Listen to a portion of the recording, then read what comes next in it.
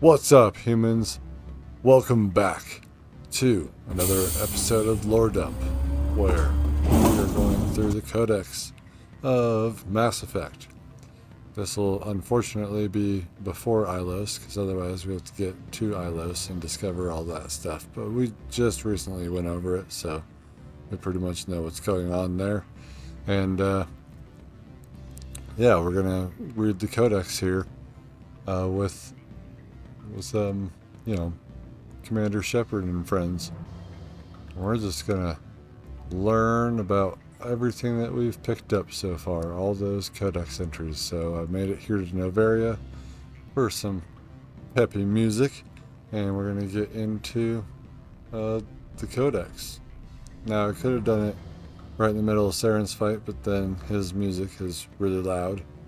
Like you can pause it in the middle of his fight, and then I was going to do it when we got to the Citadel, but maybe I'll save that part for later. I'll load that up to do the last little bit of the Codex, so we shall see. Anyway, let's get right into it.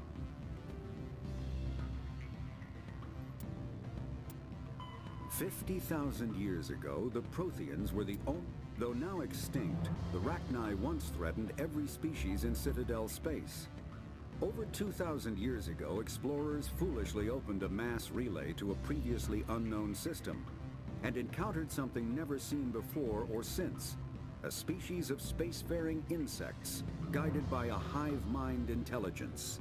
Unfortunately, the Rachni were not peaceful, and the galaxy was plunged into a series of conflicts known as the Rachni Wars. Attempts to negotiate were futile, as it was impossible to make contact with the Hive Queens that guided the race from beneath the surface of their toxic home world. The emergence of the Krogan ended the Rachni Wars. Bred to survive the harshest environments, the Krogan were able to strike at the Queens in their lairs and reclaim conquered Council worlds. But when Krogan fleets pressed them back to their homeworld, the Rachni refused to surrender, and the Krogan eradicated them from the galaxy.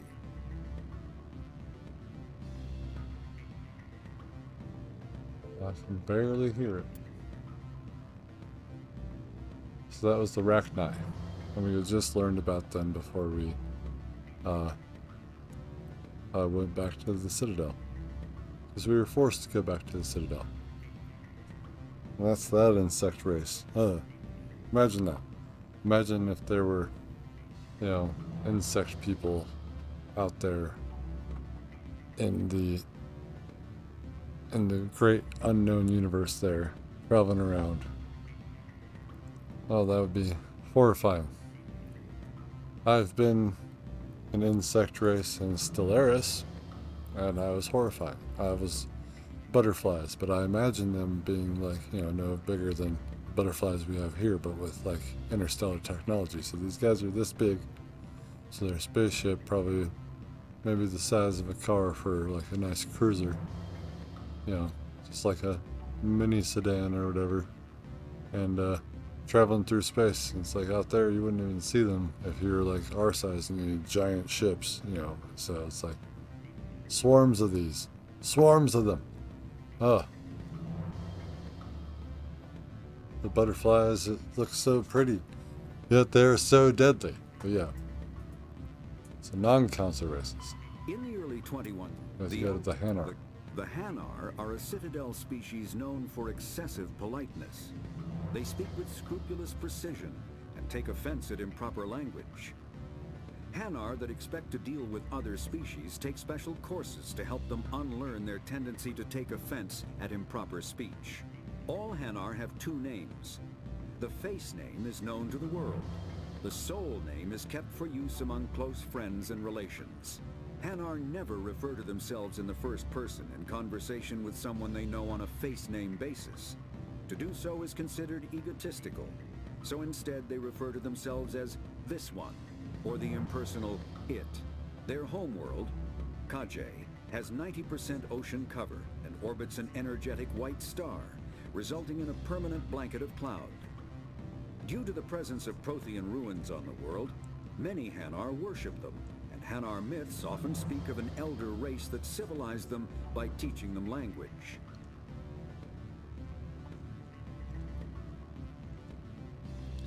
And as the games progress, we'll get further into why Prothean ruins are everywhere. And they did span the breadth of the galaxy in their time, 50,000 years ago. I already know all about that. So now we gotta go into humanity and the Systems Alliance. The home world, the system. Is this all new? The home world and capital of humanity is entering a new golden age. The resource wealth of a dozen settled colonies and 100 industrial outposts flows back to Earth, fueling great works of industry, commerce, and art. The great cities are greening, as arcology skyscrapers and telecommuting allow more efficient use of land. Earth is still divided among nation-states, though all are affiliated beneath the overarching banner of the Systems Alliance. While every human enjoys a longer and better life than ever, the gap between rich and poor widens daily. Advanced nations have eliminated most genetic disease and pollution. Less fortunate regions have not progressed beyond 20th century technology and are often smog-choked, overpopulated slums. Sea levels have risen 2 meters in the last 200 years, and violent weather is common due to environmental damage inflicted during the late 21st century. The past few decades, however, have seen significant improvement due to recent technological advances. Wow.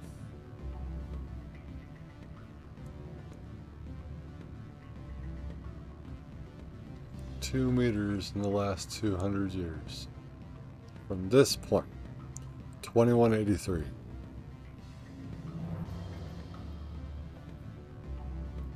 Where are we at now? I don't know.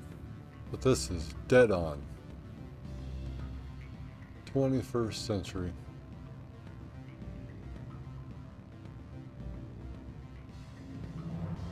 And a little too real at this point. Humanity's first contact with an alien race occurred in 2157. At that time, the Alliance allowed survey fleets to activate any dormant mass relays discovered, a practice considered dangerous and irresponsible by Council-aligned races. When a Turian patrol discovered a human fleet attempting to activate a relay, they attacked. One human vessel survived, retreating to the colony of Shanxi. The Turians followed, quickly defeating the local forces. Shanxi was occupied, the first and to date only human world to be conquered by an alien species. The Turians believed the handful of ships they defeated represented the bulk of human defenses, so they were unprepared when the Second Fleet, under Admiral Castany Drescher, launched a strong counteroffensive, evicting them from Shanxi. The Turians mobilized for full-scale war, drawing the attention of the rest of the galaxy. The Council quickly intervened, forcing a truce. Fortunately for humanity, the First Contact War was ended with a diplomatic solution. Yeah, the Turians would have fucked us up, man. It's like, yeah, we may have retaken that, but then there would have been all-scale war. The Systems Alliance is an independent supranational government representing the interests of humanity as a whole. The Alliance is responsible for the governance and defense of all extrasolar colonies and stations. The Alliance grew out of the various national space programs as a matter of practicality. Sol's planets had been explored and exploited through piecemeal national efforts. The expense of colonizing entire new solar systems could not be met by any one country. With humans knowing that alien contact was inevitable, there was enough political will to jointly fund an international effort. Still, the Alliance was often disregarded by those on Earth until the First Contact War.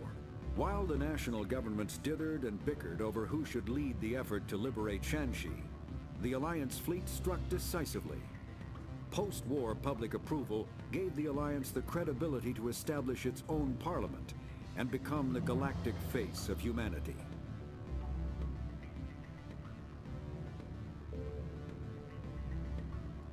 Had some problems there.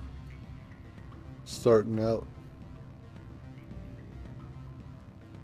So humanity's still on the back foot because we are the newcomer. The Volus have been trying to get an embassy for so long. And No, they have an embassy. They're trying to get a seat on the council.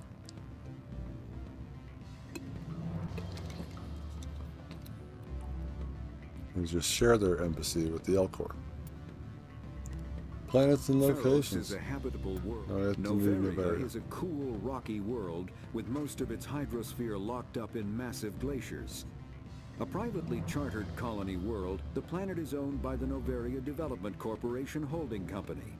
The NDC is funded by investment capital from 24 high-technology development firms and administrated by an executive board representing their interests. The investors built remote hot labs in isolated locations across Novaria's surface. These facilities are used for research too dangerous or controversial to be performed elsewhere, as Novaria is technically not part of Citadel space and therefore exempt from Council law. By special arrangement, Citadel's special tactics and reconnaissance agents have been granted extraterritorial privileges, but it remains to be seen how committed the executive board is to that principle. Given its unique situation, it is understandable that Novaria is often implicated in all manner of wild conspiracy theories. They're all true. There are Pharaoh. And they're all true. Biotics is the... Where are we here? Omni-tools are handheld devices that combine a computer microframe, sensor analysis pack, and manufacturing fabricator. Versatile and reliable, an Omni-tool can be used to analyze and adjust the functionality of most standard equipment, including weapons and armor, from a distance. The fabrication module can rapidly assemble small three-dimensional objects from common reusable industrial plastics, ceramics, and light alloys. This allows for field repairs and modifications to most standard items, as well as the reuse of salvaged equipment. Omni-tools are standard issue for soldiers and first-in colonists.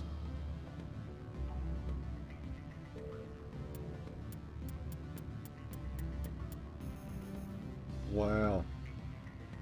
So you learn a lot about even the technology that they have here.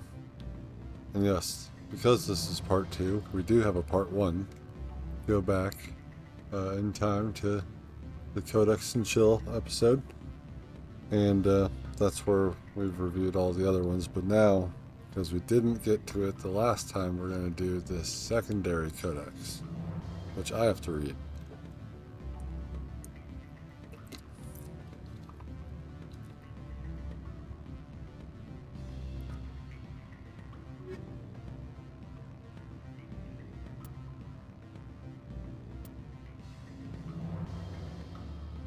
Background profile of Commander Shepard. You were raised on Mindwar, on the fringes of the Attican Traverse. When you were 16, the colony was raided by slavers. The entire settlement was razed, and your friends and family were slaughtered. A passing Alliance patrol rescued you, but all you loved was destroyed. You enlisted with the Alliance military and were posted on Elysium. You were there during the Skillian Blitz, an attack on the colony by a massive coalition force of slavers, crime syndicates, and Batarian warlords. You rallied the civilian inhabitants, leading them in their desperate fight to hold off the invaders. When enemy troops broke through the colony's defenses, you single-handedly held them off and sealed the breach. After hours of brutal fighting, reinforcements finally arrived and the enemy broke ranks and fled. Because of your actions, Elysium was saved, and you were regarded throughout the Alliance as a true hero. Interesting. Elysium.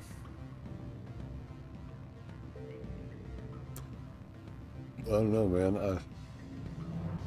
It's the battle on Elysium before or after the book that we're reading. Council races. Asari culture. Because of their long lifespan, Asari tend to have a long view, not common in other races. When they encounter a new species or situation, the Asari are more comfortable with an extended period of passive observation and study than immediate action. They are unfazed that some of their investments or decisions may not pay off for decades or centuries. Matriarchs can seem to make incomprehensible decisions, but their insight is evident when their carefully laid plans come to fruition. In interstellar relations, this long view manifests in an unspoken policy of centrism. The Asari instinctively seek to maintain stable balances of economic, political, and military power. Traditionally, Asari spread their influence through cultural domination and intellectual superiority. They invite new species of advanced development to join the galactic community, knowing that their ideals and beliefs will inevitably influence the existing culture.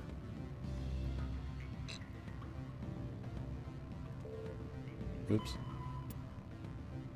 Asari military doctrine. The Asari military resembles a collection of tribal warrior bands with no national structure. Each community organizes its own unit as the locals see fit, and elect a leader to command them. Units from populous cities are large and well equipped, while those from farm villages may be only a few women with small arms. There is no uniform. Everyone wears what they like. The Asari military is not an irregular militia, however.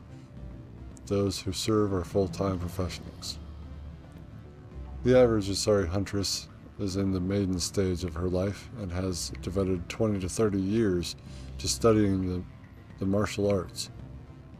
Asari choose to be warriors at a young age, and their education from that point is dedicated to sharpening the mind and body for that sole purpose.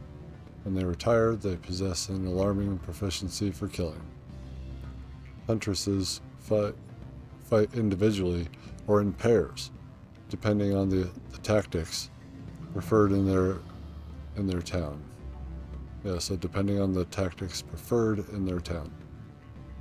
One-on-one, a huntress is practically unbeatable, possessing profound tactical insight, a hunter's eye, and a dancer's grace, and alacrity. Biotics are common enough that some capability is a requirement to be trained as a huntress. Lack of biotic talent excludes a young Asari from military service. Asari religion.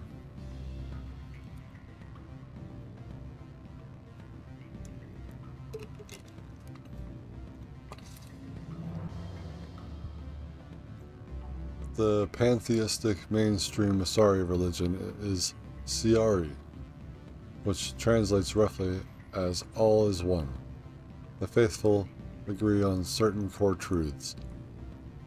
The universe is a consciousness.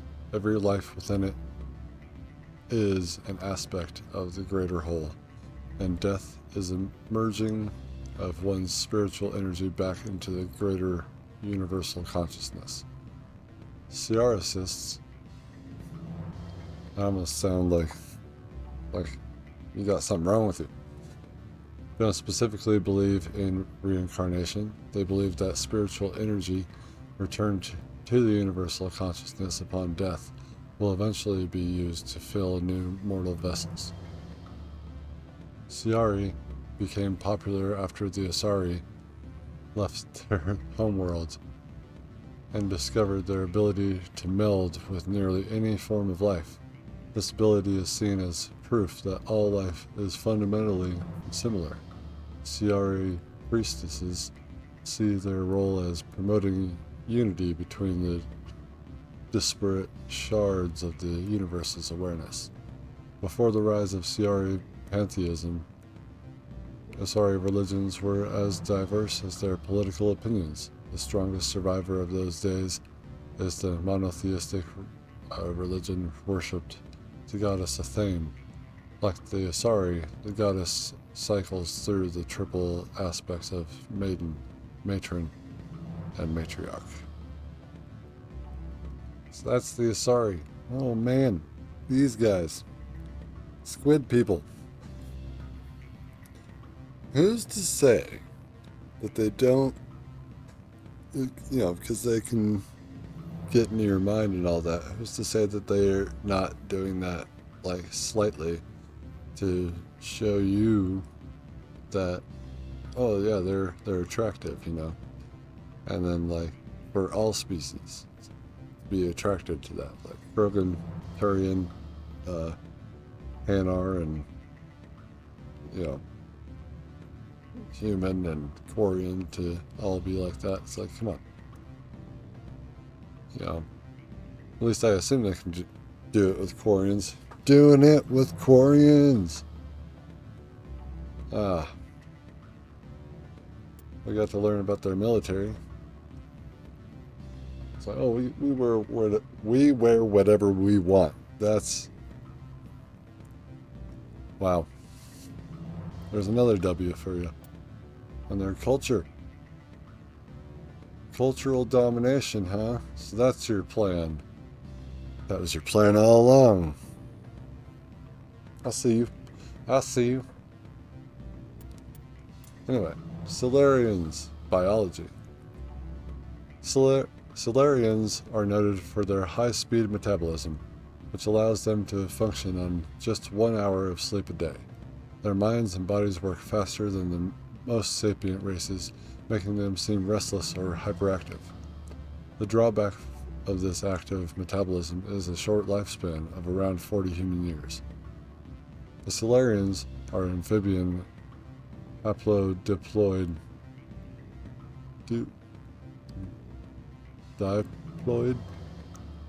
haplodiploid egg layers.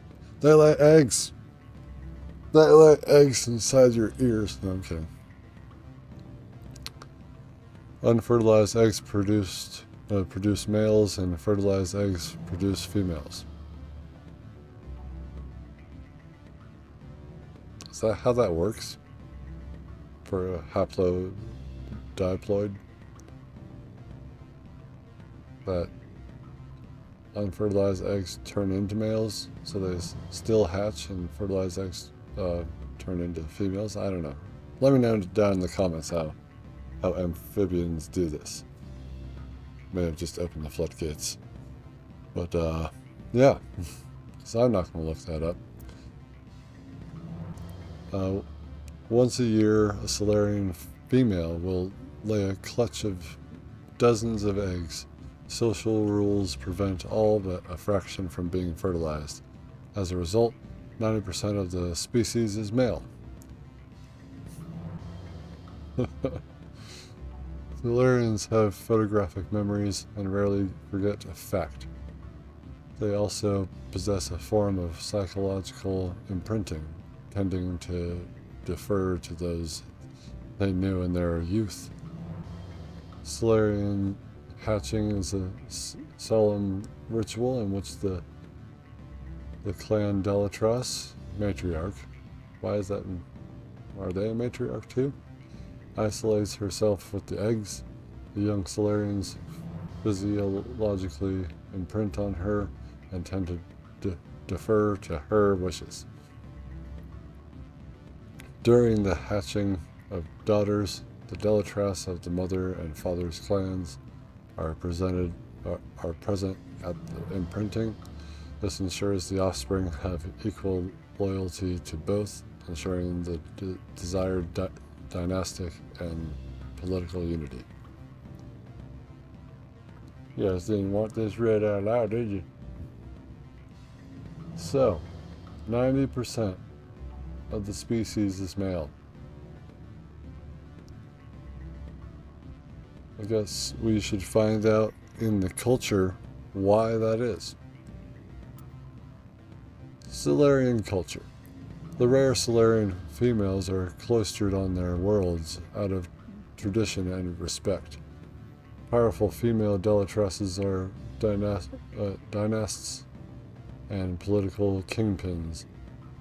They determine the political course of their respective regions through shrewd negotiation. Though male Solarians rise to positions of great authority in business, academia, or the military, they rarely have any input on politics.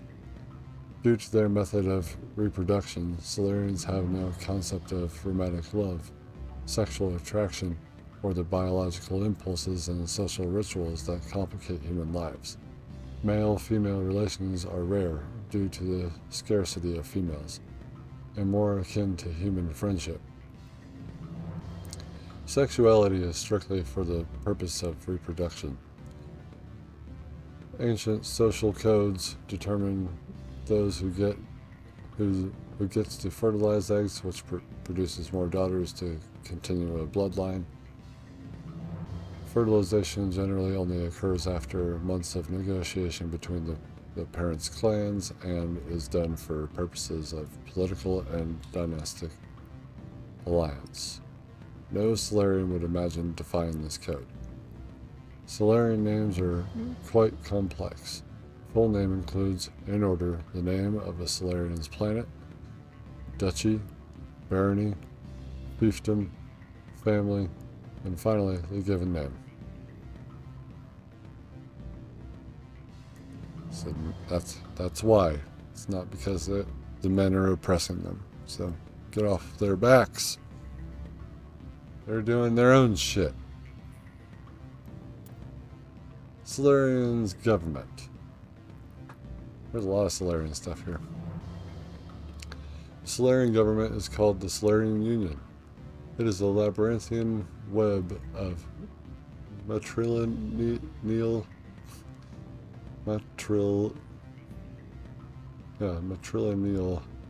bloodlines with political alliances formed through interbreeding. Is that matrilineal? I don't know. In many ways, the Solarian political network functions like the noble families of Earth's medieval Europe. Structurally, the government consists of fiefdoms, baronies, duchies, planets, and marches, colonization clusters. These are human nicknames.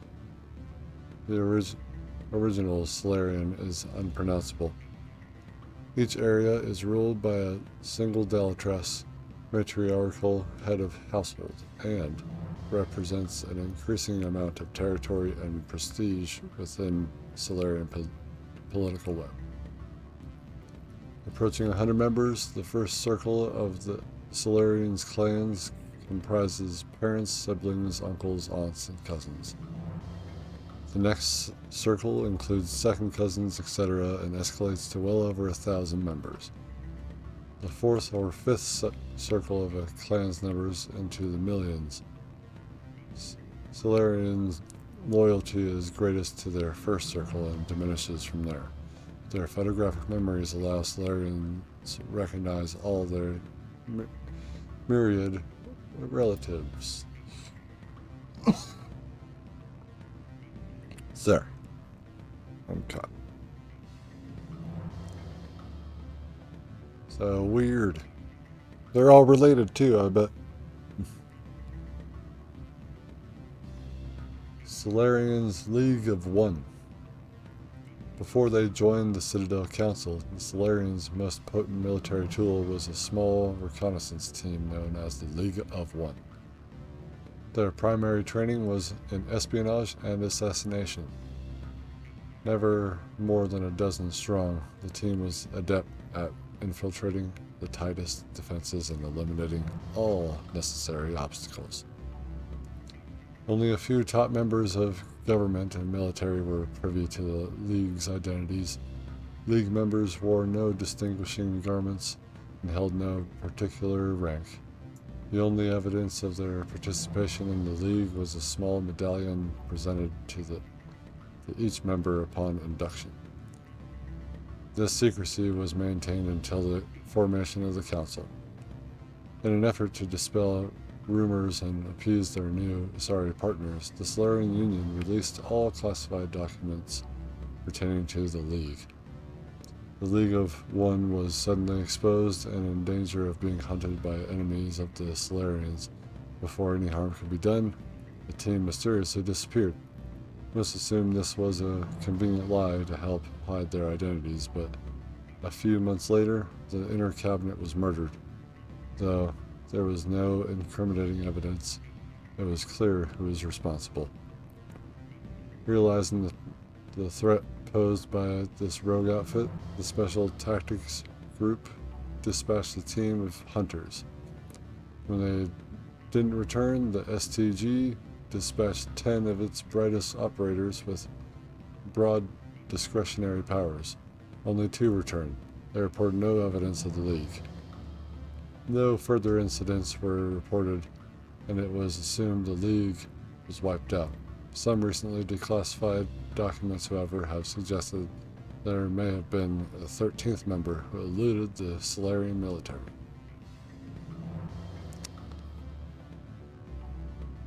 "13? But that's more than a dozen. Those guys sound ruthless." Solarian's military doctrine.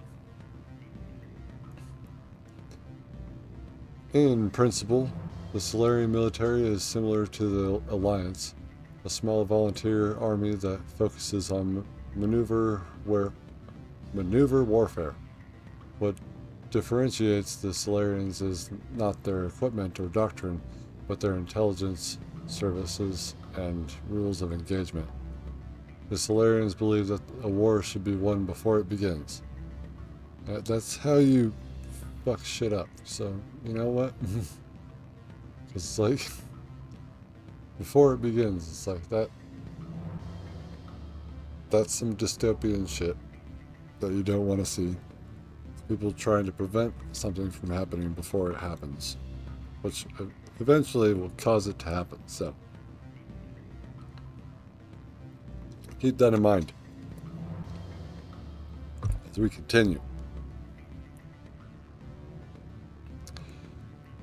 Conventional wisdom holds that the Solarians know everything about everyone, and this is not far from the truth. In war, the unquestioned superiority of their intelligence services allows them to use their small military to maximum effectiveness. Well before fighting breaks out, they possess complete knowledge of their enemy's positions, intentions, and timetable. In every war the Solarians have fought, they struck first and without warning. For the Solarians to know the enemy plans to attack and to let it happen is folly. To announce their own plans to attack is insanity. They find the human moral concepts of do not fire until fired upon and declare a war before persecuting it. Incredibly naive. How dare you? In defensive wars, they execute devastating preemptive strikes hours before the enemy's own attacks. On the offense, they have never telegraphed their intentions with a declaration of war before attacking. It's fucked up, man, but I'm a human. Biotics are virtually unknown in the Solarian military. Those with such abilities are considered too valuable to be used as cannon fodder and are assigned to the intelligence services. While capable of defending themselves against most threats, the Solarians know that they are small fish in a universe filled with sharks. As a point of survival, they have cultivated strong alliances with larger powers, particularly with the Turians, though the relationship between the two species was rocky at first due to the Krogan uplift fiasco. The Solarians take pains to keep this relationship strong, enough that anyone who might threaten them risks Turian intervention. So, due to the Krogan uplift fiasco, Special Tasks Group.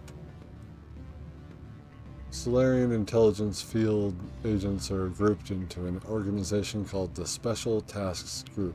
STG operators work in independent cells, performing dangerous missions such as counterterrorism, infiltration, reconnaissance, assassination, and sabotage. The STG is a proactive organization puncturing worrisome trends before they become movements. At any time, a dozen groups are operating covertly within the lawless Terminus systems, sowing dissent among the various factions.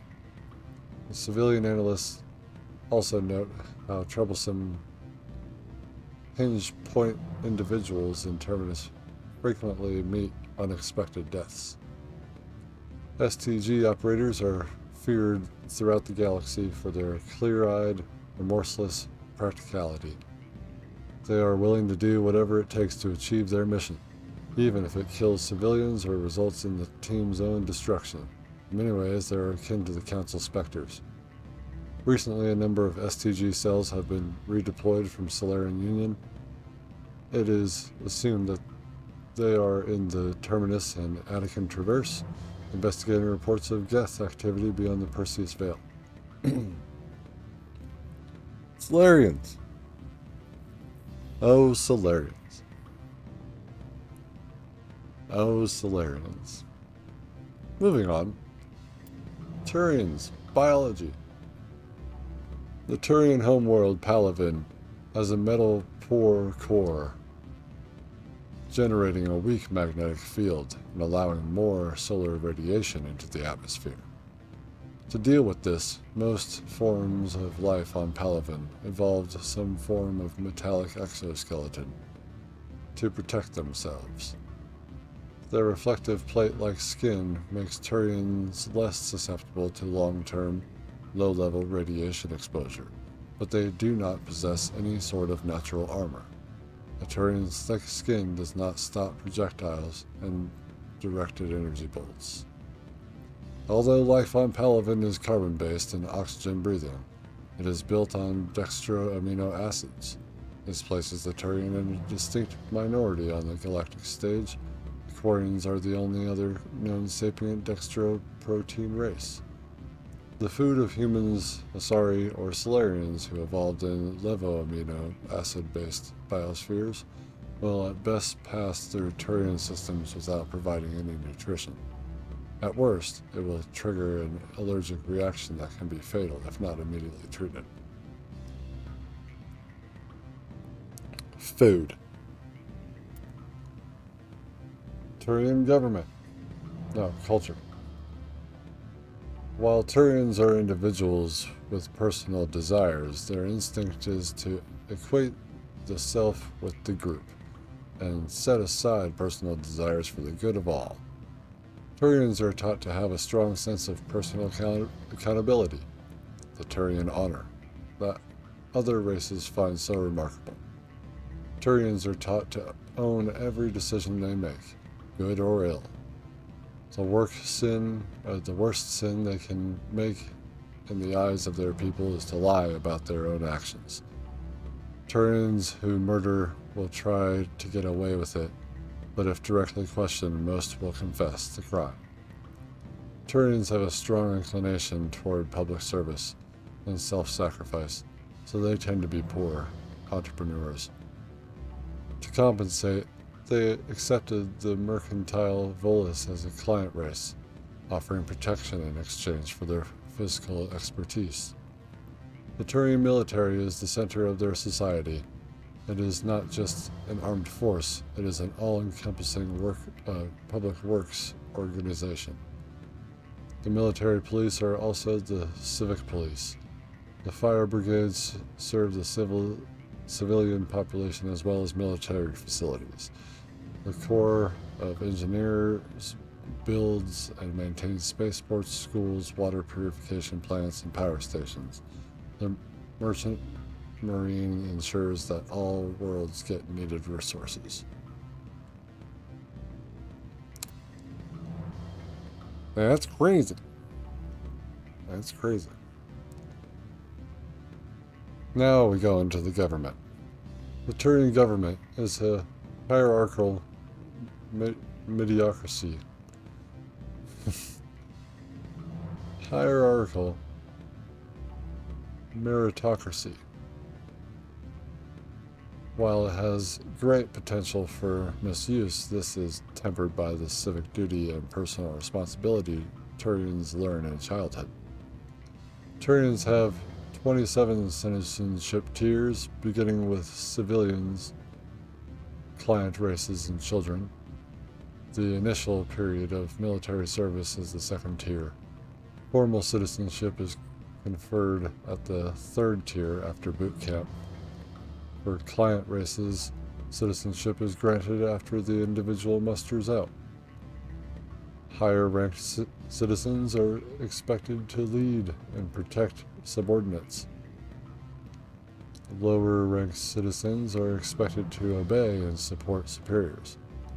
Promotion to another tier of citizenship is based on the personal assessments of one's superiors and co-rankers. Throughout their lives, Turians ascend to higher tiers and are occasionally demoted to lower ones. The stigma associated with demotion lies not on the individual but on those who promoted him when he wasn't ready for additional responsibility. This curbs the tendency to promote individuals into positions beyond their capabilities. Settling into a role and rank is not considered stagnation. Turians value knowing one's own limitations more than being ambitious. At the top are the Primarchs, who each rule a colonization cluster. The Primarchs vote on matters of national import. They otherwise maintain a hands-off policy, trusting the citizens on each level below them to do their jobs competently. Turians enjoy broad freedoms, so long as one completes his duties and does not prevent others from completing theirs. Nothing is forbidden. For example, there are no laws against recreational drug use, but if someone is unable to complete his duties due to drug use, his superiors step in. Judicial proceedings are interventions. Peers express their concern and try to convince the offender to change.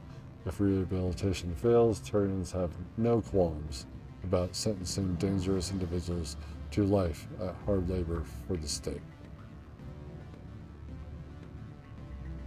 You can do drugs there. That's what we got from that, right? Right? It's like, oh, cool. Well, I was wondering if this would be fine. It's like, you know what? Praising the people above me and helping out the people below me is not all that bad if I'm high. Cheers.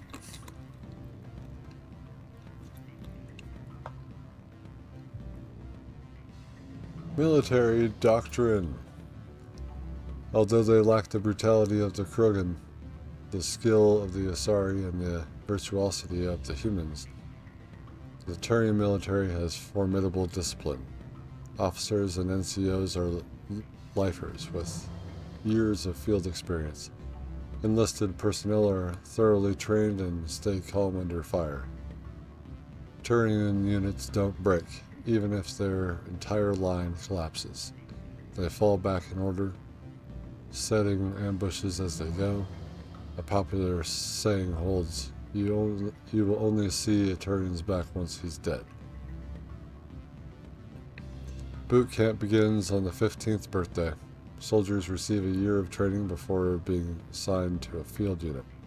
Officers train for even longer. Most serve until the age of 30, at which point they become part of the reserves. Even if they suffer injuries preventing frontline service, most do support work behind the lines. Biotics are uncommon. While admired for their exacting skills, biotics' motives are not always fully trusted by the common soldier. The Turians prefer to assign their biotics to specialist teams called cabals. Command and control is decentralized and flexible. Individual squads can call their artillery and air support. They make extensive use of combat drones for light duties and practice combined arms. Infantry operates with armor supported by overhead gunships. Strategically, they are methodical and patient, and dislike risky operations. Tradition is important. Each legion has a full-time staff of historians who chronicle its battle honors in detail. The oldest have records dating back to the Turian Iron Age. If a legion is destroyed in battle, it is reconstituted rather than replaced. The Turian recruit auxiliary units from conquered or absorbed minor races. Auxiliaries are generally light on infantry or armored cavalry units that screen and support the main Turian formations. At the conclusion of their service in the auxiliaries, recruits are granted Turian citizenship. Turian religion! Oh, we love talking about God, don't we, God? Don't we love talking about God? God damn it.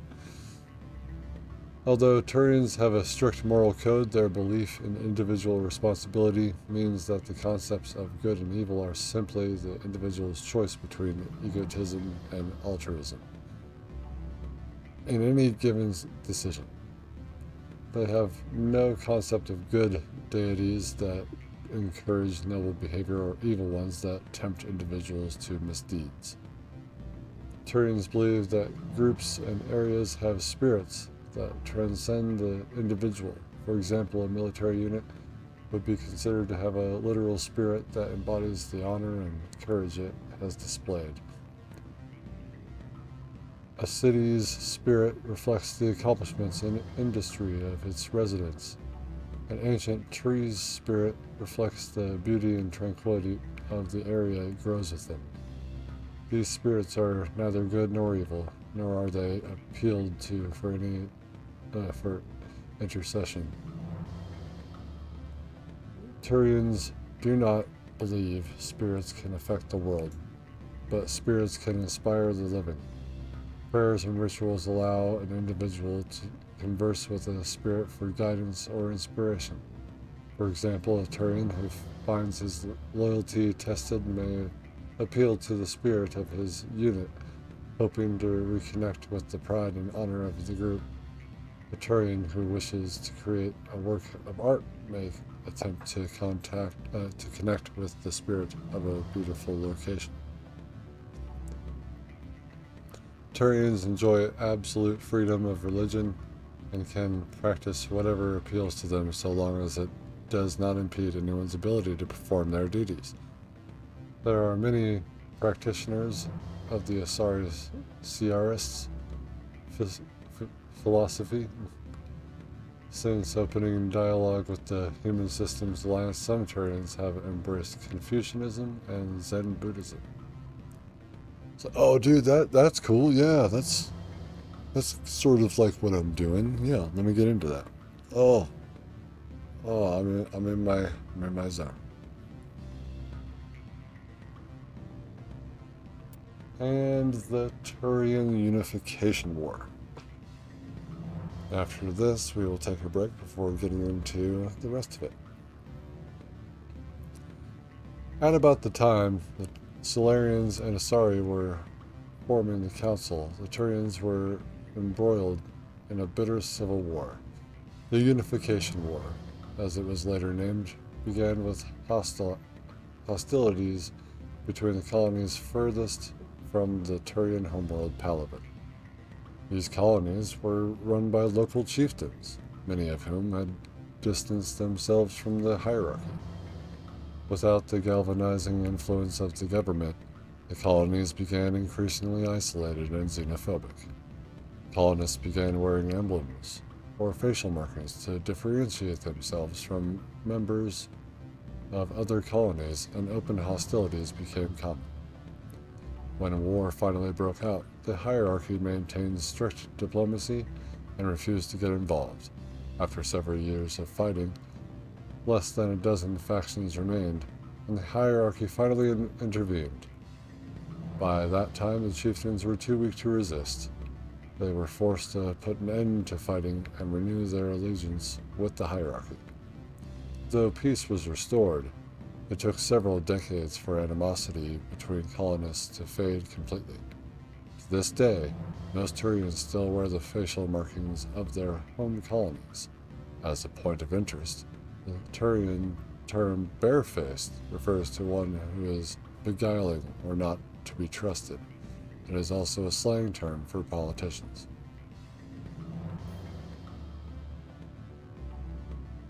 Barefaced. You ain't got something there? What's wrong with you? Alright, so I'm going to take a quick break after that, and I'll be back to continue reading this for you. Yeah. Really wish it would read itself. Sorry. Alright. Let's continue. Jesus. Protheans. They're beacons. The beacon was a Prothean artifact unearthed on the Alliance colony of Eden Prime. Its resemblance of the Prothean databanks recovered on Mars provoked immediate interest from the Alliance and the Citadel Council. It proved to be a solid-state data storage device, part of a galaxy-spanning comm network similar to the modern extranet. Intact Prothean paleotechnology is rare. The beacon seemed to promise another quantum leap of technology, akin to the discovery of the Mass Effect drive and relays. Unfortunately, the beacon also drew the attention of the rogue Spectre Saren Arterius and his synthetic allies, the Geth. A dawn raid by his flagship Sovereign resulted in hundreds of civilian casualties. The beacon was badly damaged. The motives behind the attack are still being investigated. As we all know, the truth. Andromeda. During the recovery operation, the beacon fired a pulse of energy at the executive officer of the Alliance frigate Normandy. Lieutenant Commander Shepard survived and appears to have suffered no ill effects. Afterwards, the beacon fell inert. The mechanism appears to be dead. Yeah, we know that. Protheans, Cipher. The Prothean beacon downloaded its knowledge into Lieutenant Commander Shepard on Eden Prime. What is all this? Well, okay, we know that part. So it has been suggested that Prothean data recording is highly dependent on a certain point of view, what Carl Jung described as the collective unconsciousness, or the collective unconscious. A cipher needs to comprehend the images implanted in Shepard's mind is the cultural knowledge of the Prothean. The archetypes, biological instincts, and common experiences universal to the race. Since the Protheans have been dead for millennia, it may be impossible to acquire this cipher. Despite all the evidence confirming the existence of the Protheans, little is known about their culture and society. From time to time, dig sites will yield new clues, but after 50,000 years of decay, little of value is unearthed. Recent research has focused on the discovery of Prothean data disks. On their own, they are frail and rarely found in one piece. Occasionally, however, an intact disk will be discovered within a console or reading device. To date, over 3 dozen disks have been recovered, and a few of those have been restored to the point where researchers can begin analyzing them. Though it may be some time before scientists discover a way to transfer the data off the disks, they are currently considering the most tangible leads for learning more about the Prothean culture. The Mars ruins. After 20 years of manned research outposts and nearly a century of robotic exploration, the European Space Agency, Lowell City, became the first permanent settlement on Mars in 2103. Within a decade, the United States and China had founded permanent settlements as well. The South Polar region of Prometheus Planum developed a Bermuda Triangle reputation. Satellites detected intermittent mass concentrations and magnetic field shifts. In 2148, prospectors working near Decido crater discovered an underground complex, a Prothean observation post. The odd phenomena were generated by the operating and discharging of mass effect core, struggling to function despite 50 millennia of neglect. Earth was electrified by the news. Humanity was unequivocally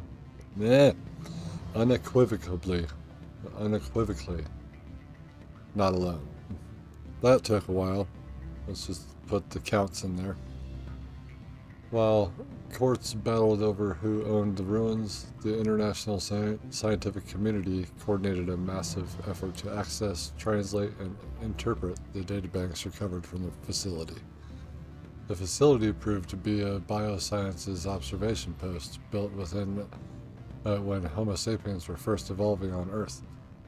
While the motives of the Protheans are not certain, translated records indicate that the facility was in regular communication with automated observation platforms in Earth orbit and on the lunar near side. The half-dozen Mass Effect spaceships found in the facility were presumably used for first-hand observation. They are real. We're being observed.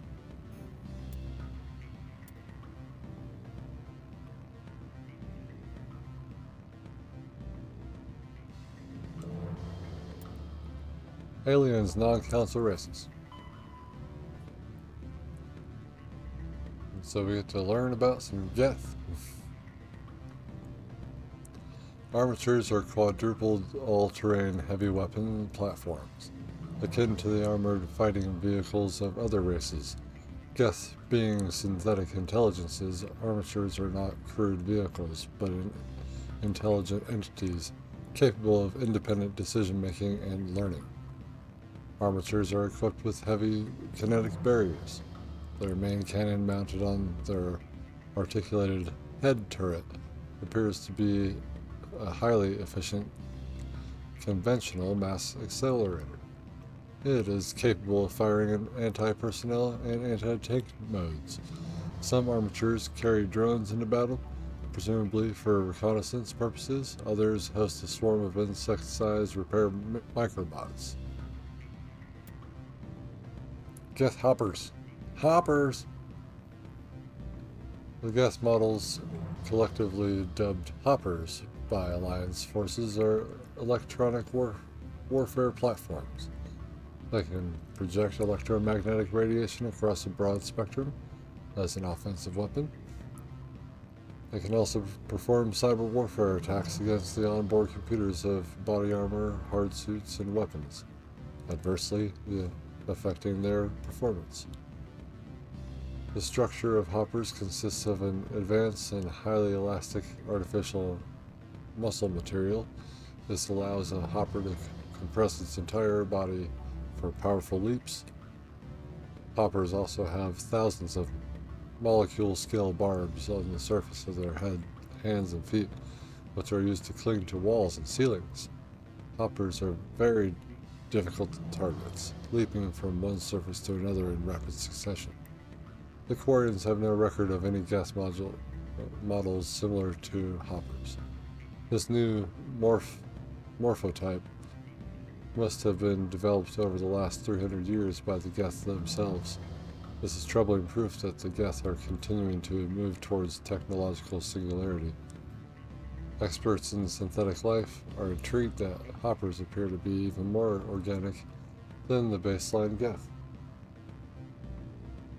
The identified subtypes of hopper have been codenamed Sapper, Stalker, and Ghost. Krogan. So we're just going to skip past Geth now. Did I not get something? The Krogan evolved in a lethal ecology. Over millions of years, the grim struggle to survive larger predators, virulent disease, and resource scarcity on their homeworld Tuchanka turned the lizards into quintessential survivors. Perhaps the most telling indicator of Tuchanka's lethality is the Krogan eyes. Although they are a predator species by any standard definition, their eyes evolved to be wide-set, as in Earth prey species like deer and cattle. Krogan eyes have a 240-degree arc of vision, better suited for spotting enemies sneaking up on them than for pursuit. Physically, the Krogan are nigh indestructible, with a tough hide impervious to any melee weapon short of a molecular blade. While they feel pain, it does not affect their ability to concentrate. They have multiple functioning examples of all major organs and can often survive the loss of one or two of any type. Rather than a nervous system, they have an electrically conductive second circulatory system. A Krogan can never be paralyzed. They may lose some of its fluid. They may lose some of this fluid, but it can be replaced by the body in time. The hump on the Krogan's back stores water and fats that help the Krogan survive lean times. Large humps are a point of pride, while well-fed implies the Krogan is a superior predator. The most widely known biological feature of the Krogan is their incredible birth rate and rapid maturity. Once freed from the hostile cauldron of Tuchanka, the Krogan population swelled into a numberless horde. Only the genophage kept them from outbreeding the combined council races. Now the rare Krogan females capable of bringing a child to term are treated like strategic resources. Warlords will trade them at diplomacy or more frequently fight wars over them. Their culture. The harsh Krogan homeworld conditioned the Krogan psychology for toughness, just as it did the body. Krogan have always had a tendency to be selfish, unsympathetic, and blunt. They respect strength and self-reliance, and are neither surprised nor offended by treachery. The weak and selfless do not live long. In their culture, looking out for number one is simply a matter of course. After their defeat in the rebellions, the very concept of Krogan leadership was discredited. Where a warlord could once command enough power to bring an entire solar system to heel and become overlord, these days it is rare for a single leader to have more than 1,000 warriors swear allegiance to him. Most Krogan trust and serve no one but themselves. This solitary attitude stems in part from a deep sense of fatalism and futility, a profound social effect of the genophage that caused Krogan numbers to dwindle to a relative handful. Not only are they angry that the entire galaxy seems out to get them, the Krogan are also generally pessimistic. Sorry. No, Andromeda. We're reading. Get your book. We're reading. Hold on. Or you can come here. The Krogan are also generally pessimistic about their race's chances of survival. The surviving Krogan see no point to building for the future. There will be no future. The Krogan live with an attitude of kill, pillage, and be selfish. For tomorrow we die. Tragic. Now we'll learn about the genophage. The genophage bioweapon was created to end the Krogan rebellions. From the start, the Krogan had overwhelmed the Council. Only timely first contact with the Turians saved the Council races. The Turians fought the Krogan to a standstill, but sheer weight of Krogan numbers indicated the war could not be won through conventional means. The Turians collaborated with the Solarians to genetically engineer a counter to the rapid breeding of the Krogan. The genophage virus gained the energy to replicate by eating key genetic sequences. Every cell in every Krogan had to be altered for the weapon to be foolproof. Otherwise, the Krogan could have used gene therapy to fix affected tissues. Once a genophage strain could find no more genes to eat, it would starve and die, limiting spin-off mutations and contamination. This created genetic flaw is hereditary.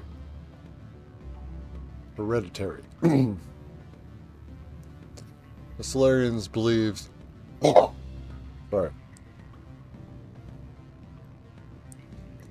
The Solarians believed the genophage would be used as a deterrent, a position the Turians viewed as naive.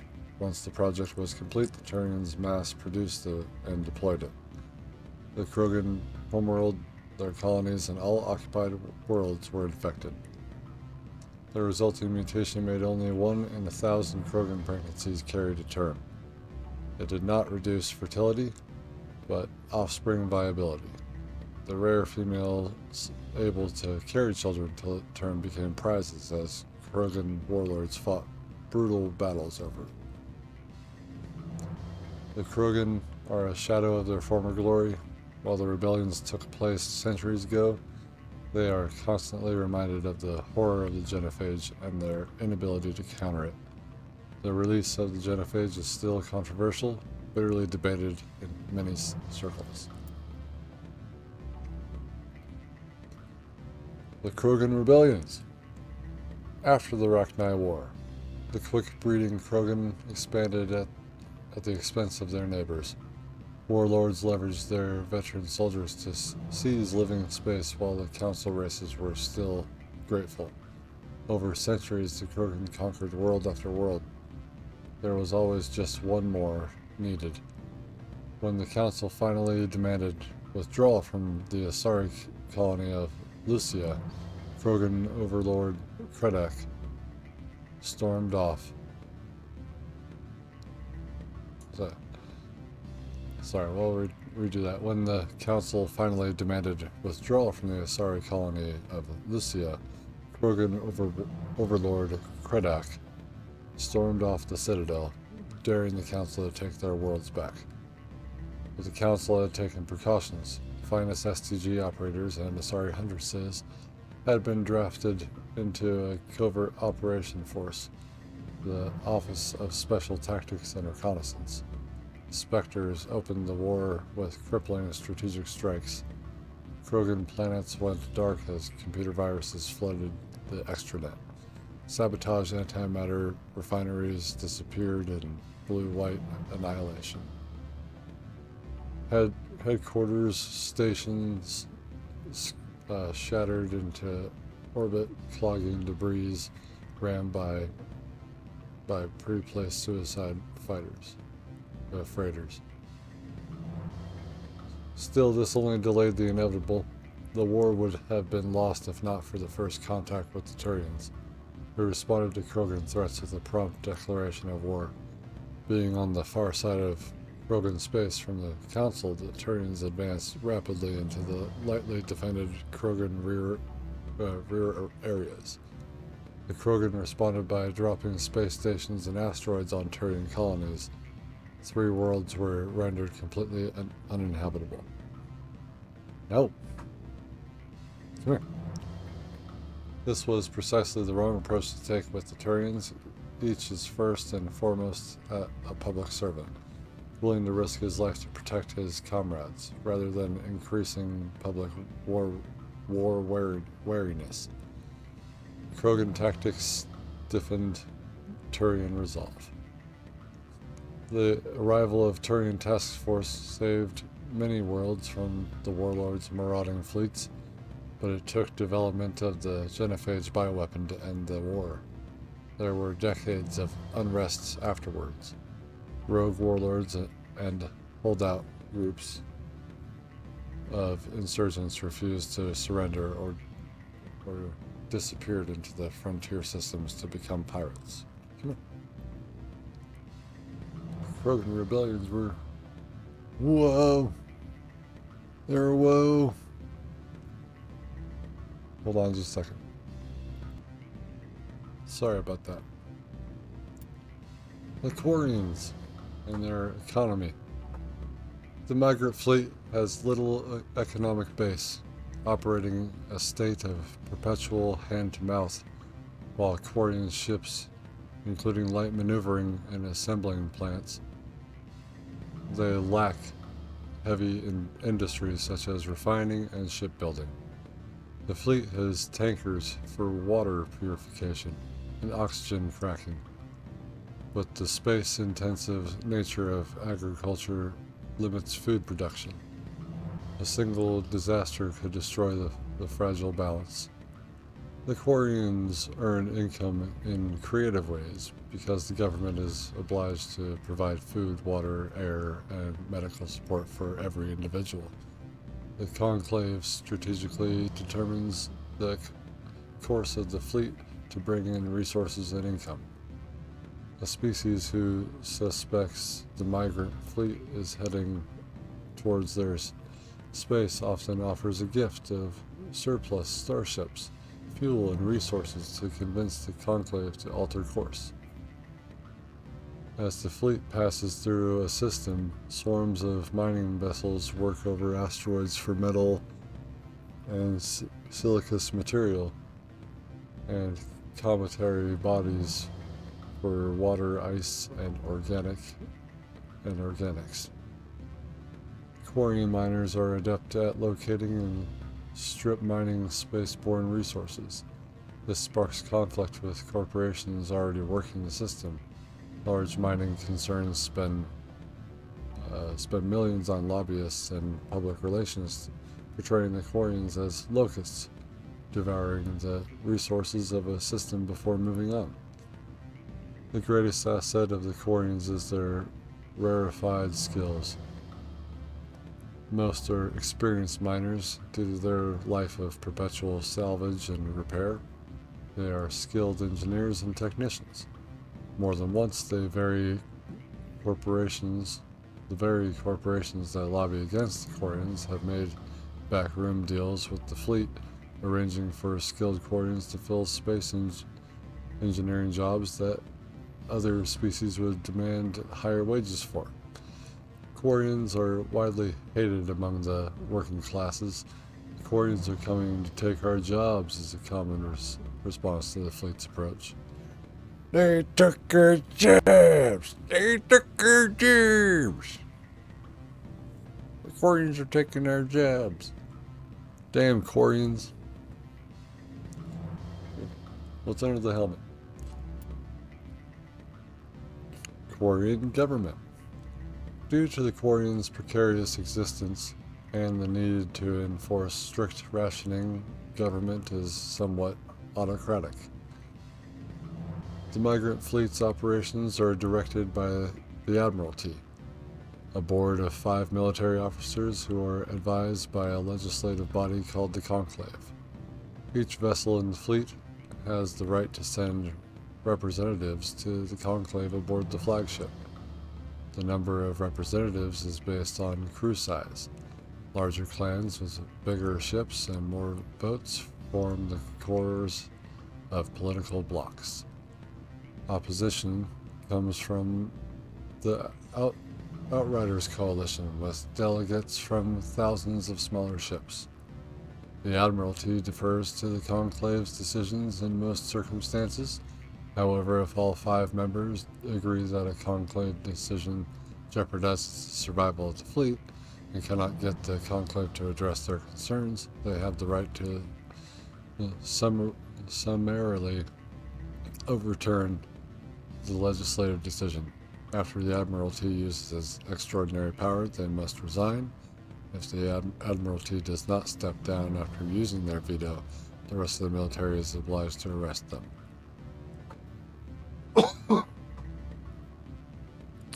Each ship captain has authority over his vessel, but is advised by an elected civilian council, just as the Admiralty is advised by the Conclave.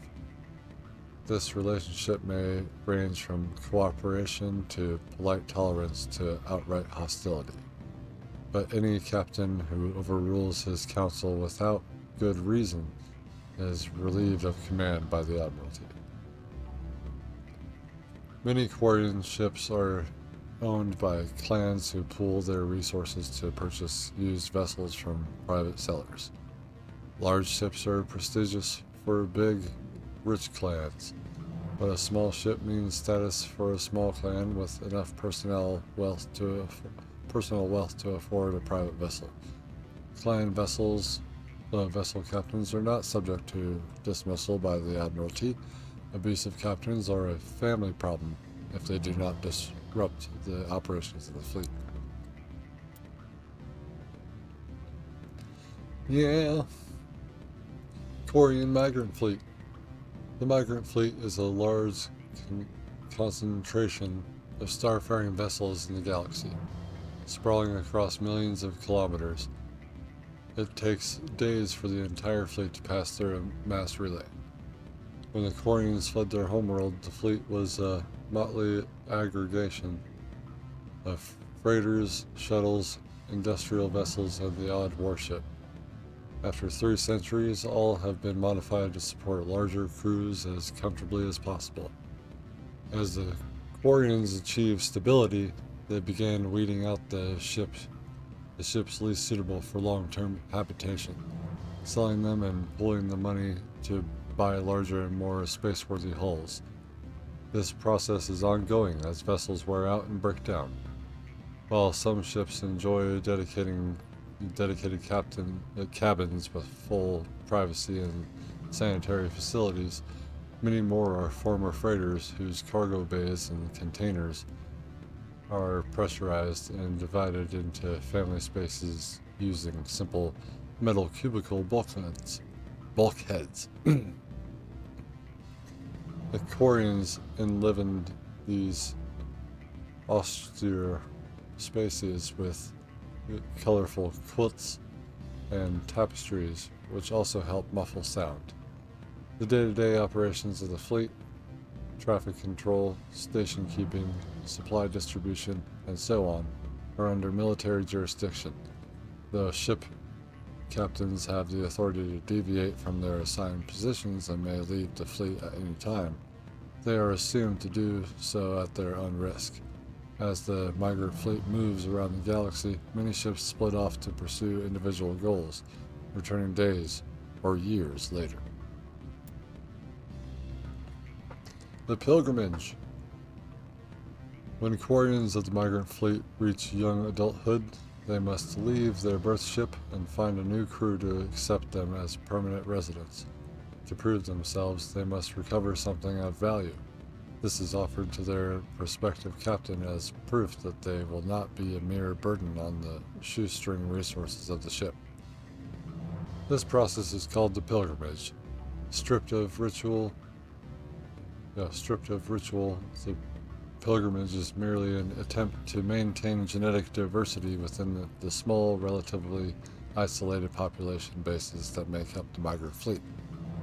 If the young stayed and married with their birth vessel, the risk of inbreeding would increase sharply, and we don't want that. Quarians are surgically fitted with their various immunity-boosting implants in preparation for leaving on pilgrimage. Having grown up within the sterile, controlled environments of the migrant fleet ships, Quarians have virtually no natural immune system. Quarian religion. The ancient Quarians practiced ancestral worship. Even after abandoning faith for secularism, Quarians continued to revere the wisdom of elders.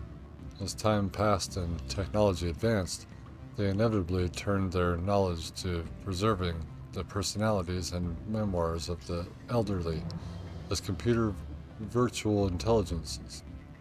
These recordings became a repository of knowledge and wisdom, stored in a central databank and available through any extranet connection. They held no illusions that this was a form of immortality.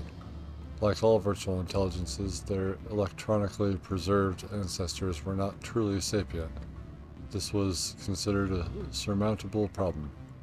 Sapience could surely be reduced to simple mathematics. The Quarians began exhaustive research into creating artificial intelligence so they could learn to escape the bounds of mortality and give their ancestral records true awareness. Unfortunately, the life the Quarians created did not accept the same truths they did. The Geth destroyed the ancestor databanks when they took over.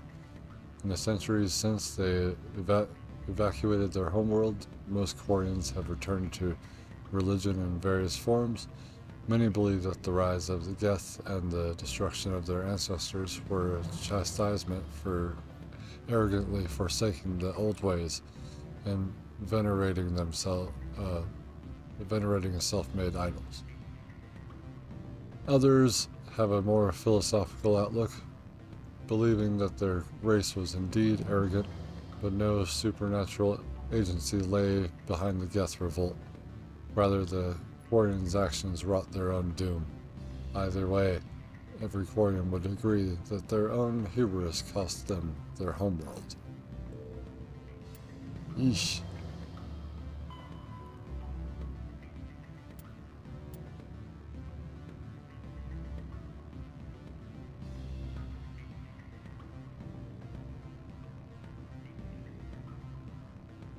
There's so much here. Citadel conventions. These diplomatic talks occurred in the wake of the Krogan rebellions, as a response to the destruction of the conflict and an attempt to distance the Council from the brutal Krogan warfare. The conventions regulate the use of weapons of mass destruction. A WMD causes environmental alteration to a world. A bomb that produces a large crater is not considered a WMD. A bomb that causes a nuclear winter is. The use of WMD is forbidden on garden worlds like Earth, with ecospheres that can readily support a population. If a habitable world is destroyed, it will not be replaced for millions of years. The conventions do not forbid the use of WMD on hostile worlds or in sealed space station environments. Many militaries continue to develop and maintain stockpiles. The conventions gridded weapons of mass destruction into tiers of concern. Tier 1 is the greatest threat to galactic peace. Tier 1. Large kinetic impactors such as asteroid drops or deorbiting space stations, effectively free and available in any system in the form of debris left over from planetary accretion. Kinetic impactors are the weapon of choice for terrorists and Third Galaxy nations. Third Galaxy. Tier 2. Uncontrolled self-replicating weapons such as nanotechnology, viral or bacteriological organisms, von Neumann devices, and destructive computer viruses. These weapons can lie dormant for millennia, waiting for careless visitors to carry them on to another world. Tier 3. Large energy burst weapons such as nuclear or antimatter warheads. In Tier 4, alien species deliberately introduced to crowd out native forms necessary for the health of an ecosystem. Ecological tampering can take years to bear fruit, making it difficult to prove. Citadel Station Security Service. Citadel's security is a volunteer police service answering to the Citadel Council.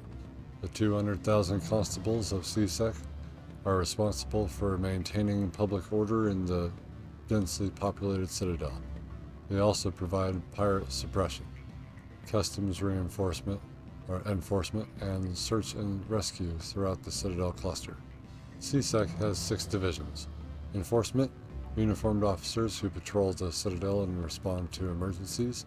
Investigation, detectives who puzzle out the truth behind crimes and bring perpetrators to justice. Customs, screens the thousands of passengers and cargo containers that pass through the Citadel's ports every day. Network deals with cybercrimes like identity and copyright theft, hacking and viral attacks, and illegal artificial intelligence. Special response deals with hostage situations, bombs, and heavily armed criminals. In the unlikely event that attackers board the Citadel, they are also the upfront line of defense armed with military-grade equipment. Patrol, naval arm with ships stationed throughout the Citadel cluster. Unlike the other divisions, they are rarely seen at the Citadel, nor do they stay in one place long. Joining CSEC is prestigious. Applications must be sponsored by a Citadel counselor or the ambassador of the Associate Council race. Generally, applicants have many years of distinguished service in the military or police forces of their nation, but an inexperienced applicant with demonstrable talent will be fairly considered. CSEC and inspectors are often at odds. Many CSEC members, notably current Executive Venari Palin, believe allowing inspectors to be above the law is a dangerous practice. The actions of Saren Arturius lend credence to this position. Inspectors, in turn, are aggravated when CSEC's dedication to procedure and due process hampers their investigations. The Presidium Ring. Oh man. The ring is an enclosed loop of park-like space serving as the connection point for the wards. The interior walls are lined with the embassies of influential species and private residences for the galaxy's elite. The Presidium is full of open-air restaurants, bars, and luxurious meeting areas. Gravity is about 1/3 Earth normal. A holographic sky is projected over the ceiling of the ring. Unlike the 24/7 bustle of the wards, the Presidium maintains a 20-hour day schedule with a 6-hour night, where lights are dimmed and the sky goes through a night cycle. Offices and residences are often open to the interior. It is not unusual for embassies to have no exterior wall at all. This does not cause a crime probe due to heavy CSEC presence and ubiquitous monitoring devices on the Presidium. Thieves are quickly identified and apprehended. The ring is the location of the Citadel's spaceports. Being closer to the center of spin, there is less motion for a ship to match, and the reduced spin gravity makes handling cargo easier. Hundreds of ships pass through the Citadel every day, and every species with an embassy is granted a private dock. The tower at the center of the ring holds the administration of the Citadel Council. The tower rises over a kilometer from the ring, appearing to thrust forward parallel to the ward arms. As the tower is at the center of the spin axis, it experiences little centrifuge force. Gravity is maintained using mass effect fields at a 90-degree angle to the ring and wards. A consular dock can be found at the base of the tower. While normally used for diplomatic couriers and inspector business, the shuttles docked here can evacuate the council government in an emergency. Rest in peace. The Serpent Nebula, which I mistaken for the Widow Nebula because it's in Widow. So yes, it's in the Serpent Nebula, but then when we go to the Citadel, the area says Widow. Does it fucking not?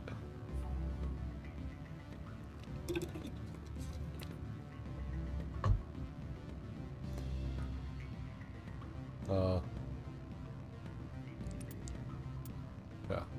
The Citadel is surrounded by a blue-tinted reflection nebula. The light of the nebula is actually light from the Citadel, scattered and reflected back at the station. At first, the Serpent Nebula was assumed to be made of microscopic construction debris. Prevailing theory holds that the Protheans used molecular nanotechnology to manufacture the incredibly durable materials used in the Citadel. But unlike other nebula, the Serpent does not dissipate over time. Therefore, it must be replenished constantly. The current popular theory is that the non-recyclable waste collected by the Citadel's keepers is somehow rendered down to the atomic or molecular level and ejected into the cloud. The thick nebula presents a navigation hazard. Beyond the relatively clear areas around the Citadel, electrical discharges are common. These are not blocked by any kinetic barriers and can severely damage metal-framed warships. In addition, some dense knots of dust can overwhelm the repulsion of kinetic barriers on smaller ships. If such a vessel is moving fast enough at the time, the effects are similar to being hit by a sandblaster. Attempting to reach the Citadel through open space navigation is unadvisable. The only safe approach is through the various mass relays to orbit it. Or is the relay called Widow? The Widow Relay. Although the Citadel is equipped with mass effect generating element 0 cores, most of the gravity on the station is generated by the centrifugal force of rotation. And we got all this. Good job. Citadel Station, the wards. The majority of the Citadel's population lives in the wards, the 5 massive arms of the station that house the residential and commercial districts. Many galactic races have established cultural enclaves here. Population density and cost of living are extremely high, akin to Earth cities such as Hong Kong and Singapore. The wards are open-topped, with skyscrapers rising from the superstructure. Towers are sealed against vacuum as a breathable atmosphere enveloped is only maintained to a height of about 7 meters. The atmosphere is contained by the centrifugal forces of rotation and a membrane of dense colorless sulfur hexafluoride gas, held in place by carefully managed mass effect fields.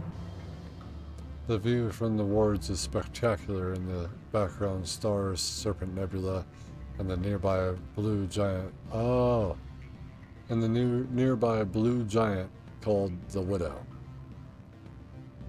There it is. I was wondering where this one was actually at. I don't think I've ever read this. The wards, that's like, yeah, I get it. That's where people live. So, and the nearby blue giant called the Widow move across the sky as the station rotates to stabilize itself. In the foreground, the lights of buildings and vehicles on the opposing ward arms perpetually shine. The Citadel has no real day or night. While the station keeps to standard galactic time for political functions, businesses rarely close, and residents acclimate to sleep and work according to personal need rather than a day-night cycle. Additions and modifications are constantly being constructed, though they must stay within certain specifications that will not compromise the operation of the station. Occasionally, keepers will descend on an area of the wards and move or change the architecture without explanation. Residents have learned to live with these inexplicable intrusions. The Treaty of Pharixon. Due to the destructive potential of dreadnoughts, the Council races agreed at the Pharixon Naval Conference to fix a ratio of dreadnought construction between themselves. At the top of the pyramid is the peacekeeping Turian fleet. Below the Turians are the other Council races, currently the Asarian Solarians. Council associate races are at the bottom. The Human Systems Alliance is part of this last group. The ratio of Turian to Council to associate dreadnoughts is 5, 3, and 1. For every dreadnought humans are permitted to build, the Asari have 3 and the Turians have 5.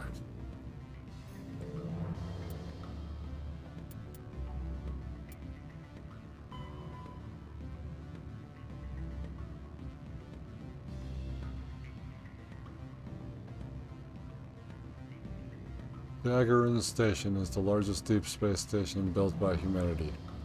A Bernal sphere designed with a 500-meter diameter habitable area. It was constructed beyond Pluto, nearly 80 astronomical units, 12 billion kilometers from the Sun. Moving crew and material to this location bankrupted most of the backers. Gagarin was placed at an inner edge of the heliopause, the point at which the solar wind can no longer push back the interstellar medium. It was built to test a number of faster-than-light drive principles that theoretically could only occur in interstellar space. The station was nicknamed Jump Zero, as it was intended to be the jumping-off point for humanity's expansion into the galaxy. Shortly after the station was completed, the Prothean ruins were discovered on Mars, rendering the entire effort moot. After struggling to make a profit for a decade, Gagarin was sold to the Systems Alliance in 2159 for a fraction of its construction costs. The Alliance refurbished it as a research and training center for the recently discovered biotic phenomenon. In 2169, the biotic acclimation and training program was shut down, and Gagarin became a general research facility. Its remote location and intentional isolation from the extranet makes it popular for dangerous research, particularly in the field of artificial intelligence. Humanity's first stable AI, the Alliance-sponsored ELIZA, achieved sapience at Gagarin in 2172. Today, Gagarin Station has a permanent population of approximately 9,000. A plan has been proposed to move it to the gravitational stable Berry Center point between Pluto and the Charon Relay, allowing it to serve as a gateway facility between the Sol and Arcturus systems. The high cost of safely moving its mass has delayed this indefinitely.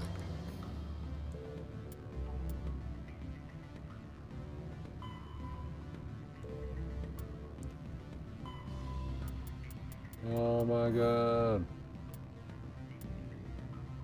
We'll only go through a couple of these.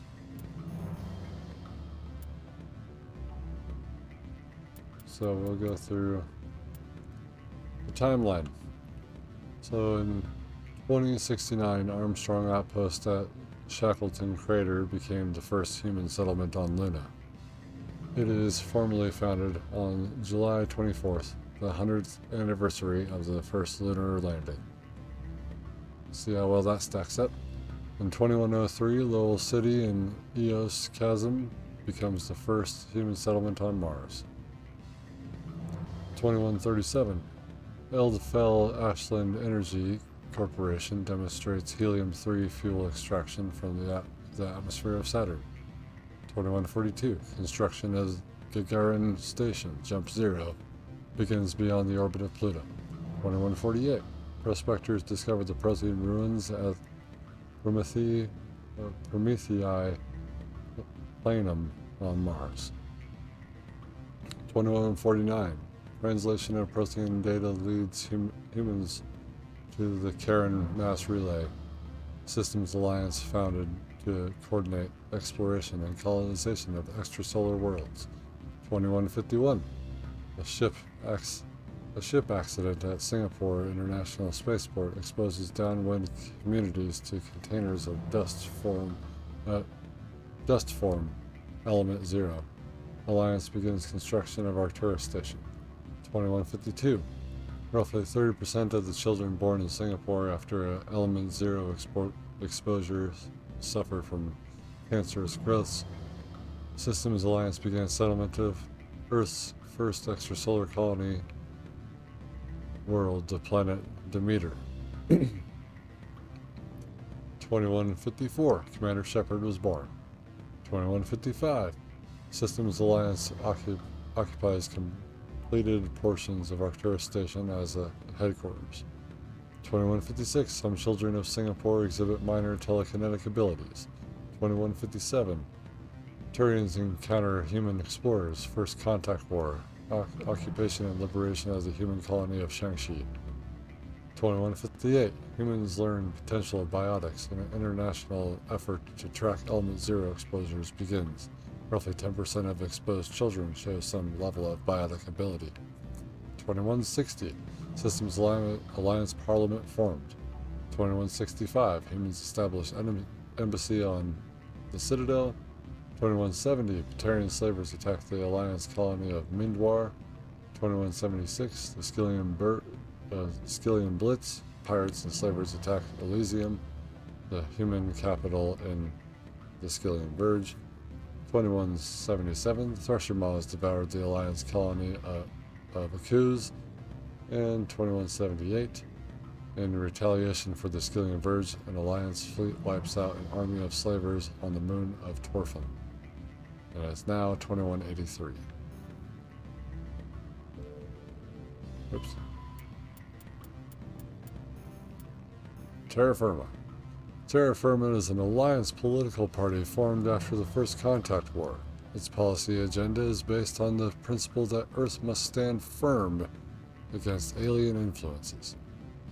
This covers a variety of legislation. Recent activities by Terra Firma include opposition to a law requiring high school alien language study, a proposal to increase tariffs on alien imports, and leading a popular movement to mark the First Contact War with a public holiday. Though founded by well-meaning individuals who feared the submersion of native human cultures under a wave of alien vogue, Terra Firma's agenda attracts many jingoistic and xenophobes. Jingoists and xenophobes. Jingoistic xenophobes. We only have that one.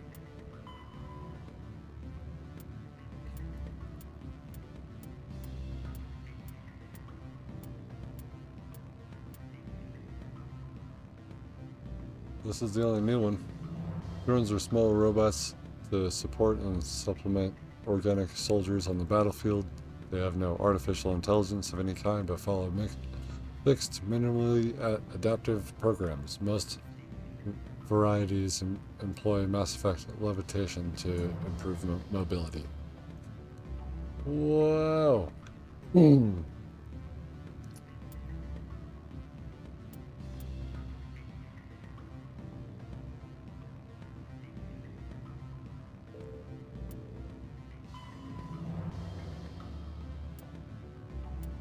Biotics.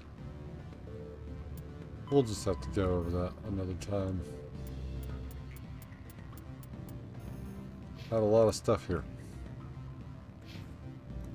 But thank you for joining us.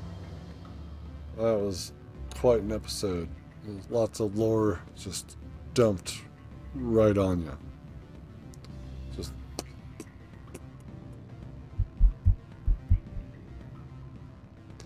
and yeah, so I hope you guys enjoyed that. And that should clear up a few things, especially when we're going into the books and the comics there. So be sure to check those out above me. As just mentioned, books and comics that I'm reading on the channel are above me in a playlist. So I guess this one's going to be Mass Effect Revelation, because I'm still not done with that book yet. And then over in the other corner, all the way over there, we got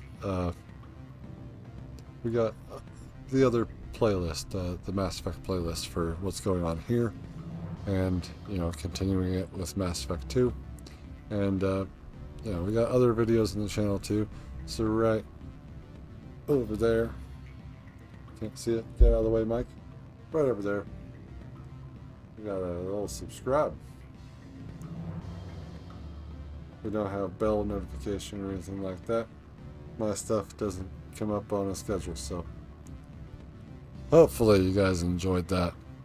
Please join me for the Mass Effect 2 playlist and the Mass Effect 1 playlist and all the things. Watch all the videos. Subscribe if you haven't already. Leave a like if you like this content. And comment down below on what else you'd like me to play, to read, and do on this channel, because I am open to your suggestions. Anyway, this is Widow Nebula, signing out.